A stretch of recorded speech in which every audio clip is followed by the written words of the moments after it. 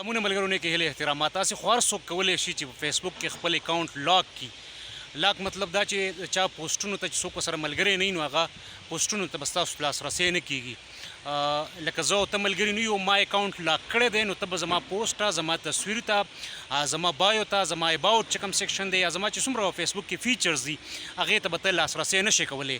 خو د افغانانو دپاره بالخصوص فیسبوک یوه ډېره بهتره فیصله کړې ده چې دی دغه کار او دا هر څوک کولی شي، یعنی هر څوک خپل اکاونټ لاک کولی شي. خو دغه طریقه لږه ګرانه وه، مطلب سیټینګ ته به تلې هلته مختلف هغه فیچر کې او بیا دننه مختلف آپشنز، یعنی نسبتا لږ ټیکنیکل عمل هر سړي دپاره اسانه نه و چې په اسانۍ سره خپل اکاونټ لاک کړي. خو اوس فیسبوک د افغانانو دپاره بالخصوص یو ون کلیک آپشن باندې دغه لاک سهولت ورکړی دی.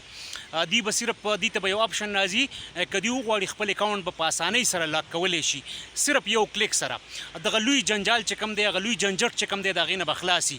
او د دې شاته چې کوم دی نو د هغې فیسبوک دا وینا ده چې د فیسبوک په خیال باندې چې موجوده کوم سټوډنټان راغلي دي کابل ته، هغې هدفي وژنې کولی شي یا ټارګېټ کلینګ کولی شي. د هغې دپاره د خلکو پروفایل یې چاڼ کولی شي، د خلکو د پروفایل نه مرسته اخیستی شي، د هغه خیالات، نظریات یا د هغه وابستګۍ چې کوم دي هغه معلومولی شي. په هغه بنیاد باندې په هغې باندې جبر یا تشدد یا مرګ کیدی شي.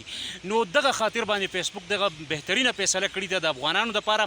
دوی به په یو کلیک باندې خپل اکاونټ لاک کوي، هېڅوک به بیا د دوی په اکاونټ نه تصویر نشي ډاونلوډ کولی، د دوی فرینډ لیسټ به نشي کتی. اوس یې دا هم فیصله کړې ده چې فوري طور څوک چې افغانان دي د افغانستان ټول اوسېدونکي چې څومره دي نو د هغې دپاره فیسبوک یو سهولت دا هم ورکړی دی چې د هغې فرینډ لیسټ چې کوم دی نو هغې غیب کړی دی، یعنې څوک نشي کولی.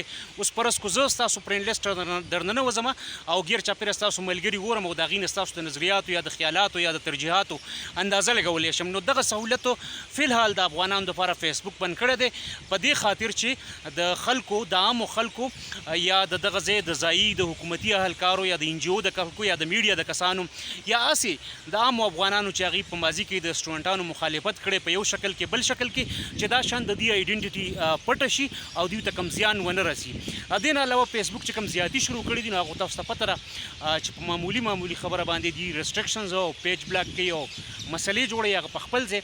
خو بهرحال دا د فیسبوک زما په حساب سره یو ښه فیصله ده چې دا ثاني د خلکو حفاظت یقیني شي. کورم ودا